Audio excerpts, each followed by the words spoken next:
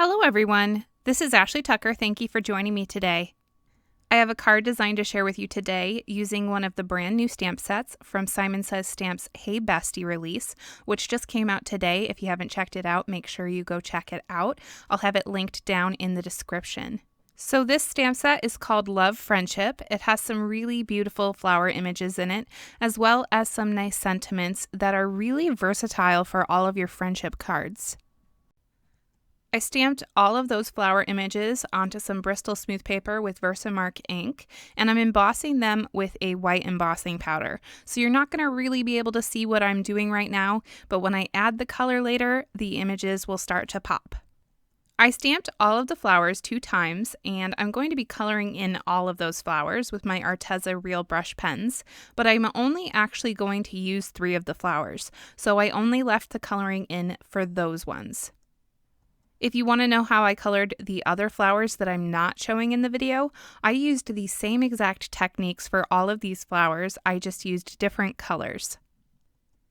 For this flower, I'm using the colors Pale Skin, Flamingo Pink, Rouge Pink, and Currant Red, and I'm just adding my color where I think I want it to be the darkest, where those shadows are going to be, and then I'm taking a water brush that I just dipped into a little bit of water and I'm spreading out the color.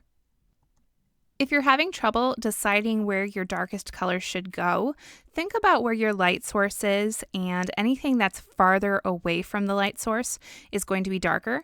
The farther away it is, the darker it's going to be. The closer it is, the lighter it's going to be.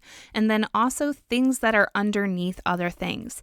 In the case of this flower, there are petals that are underneath other petals. So the areas that are underneath and closest to that underneath area are going to be darker than the areas that aren't underneath.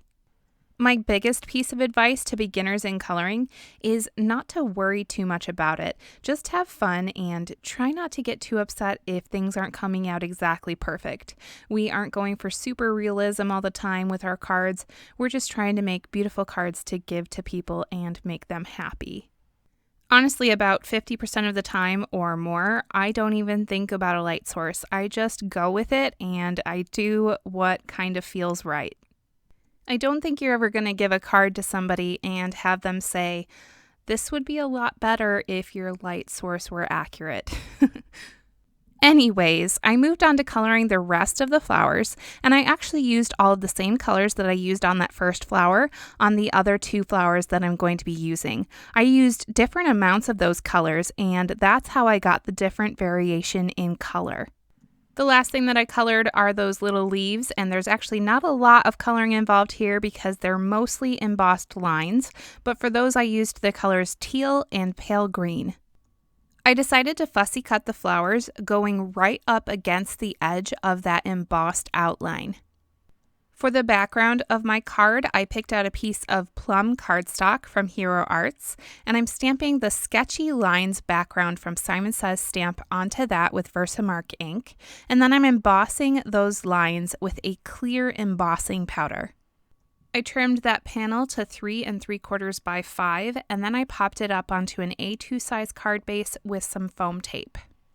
Next, I picked out a sentiment from the Love Friendship stamp set. I chose the one that says, "I admire you," and I stamped it with embossing ink onto some vellum, and then I embossed it with alabaster white embossing powder from Brutus Monroe. After that was embossed, I used some scissors to fussy cut around those words. I used my Gina Designs Connect glue in order to adhere those little embossed leaves that I cut out onto 2 of the flowers that I'm going to use. When I was playing with ideas for the layout on this card, I thought that it would look kind of cool to add some thread underneath all of my images. So I picked out this khaki color thread and I started to very carefully place it on my card.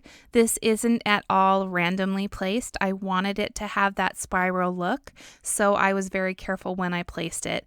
And then I started to adhere all of my flowers, and that's what secures that thread in place. I used my Gina Designs Connect glue in order to glue down the flowers, and I did have to hold them down for about a minute so that they would be properly adhered.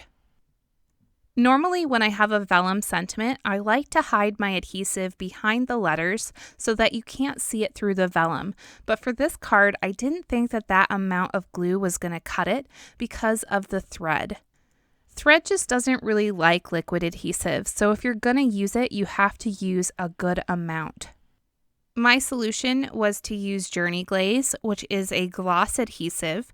You could also use glossy accents for this, and I made sure to spread it out evenly across the entire back of the sentiment, and then I adhered it.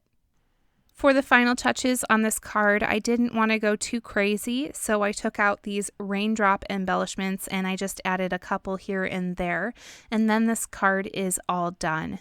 Thank you for watching today. I hope you really enjoyed today's card design. I will have all of the products that I used to make this in the description down below in case you're interested. And remember that anytime you click on one of those links, you're helping to support my channel at no extra cost to you.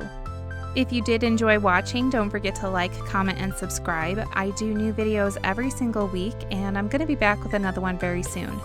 Again, thank you so much for watching. I really appreciate you, and I'll see you next time.